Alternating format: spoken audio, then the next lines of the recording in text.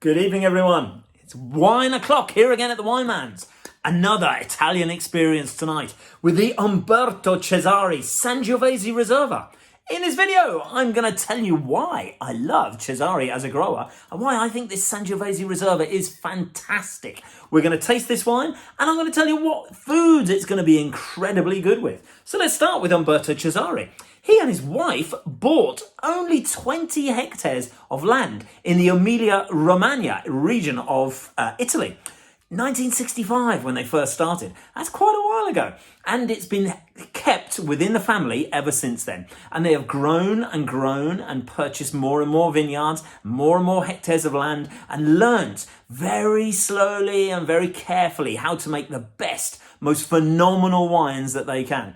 They are world-class experts in Sangiovese. This is one of the best. The Tauletto, in my opinion, is the best, with maybe one or two other exceptions, and that's also from them. But the Sangiovese, it is fantastic. This is the 2017 vintage. It's 14.5% in alcohol, and it isn't going to be light.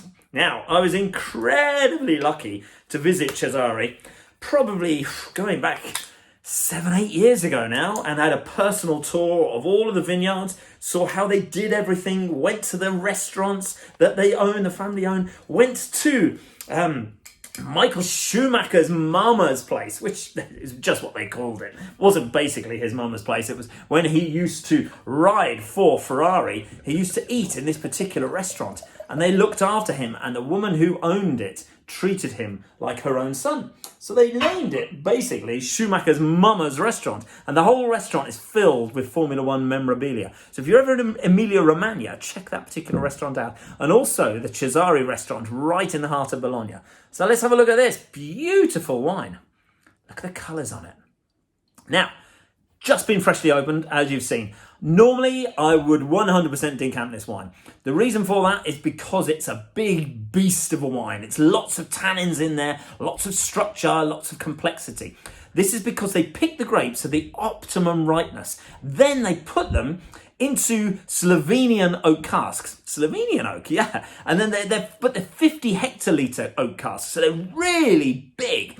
So it doesn't impart an awful lot of oak character to the wine, but it does help immensely with reducing those tannins, making them more supple, more smooth, more silky. But it's still going to be a very, very big wine. I haven't tasted it for a year, so I'm really looking forward to seeing what this is like. So it's intense cherry aroma. That's the first thing that hits you. It's sort of dark cherries, but also ripe cherries. And then it's almost like a violet characteristic.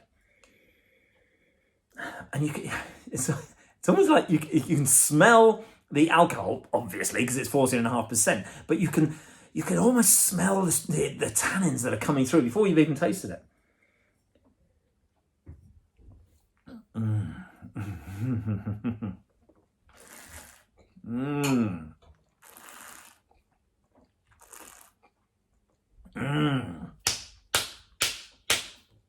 Oh, wow.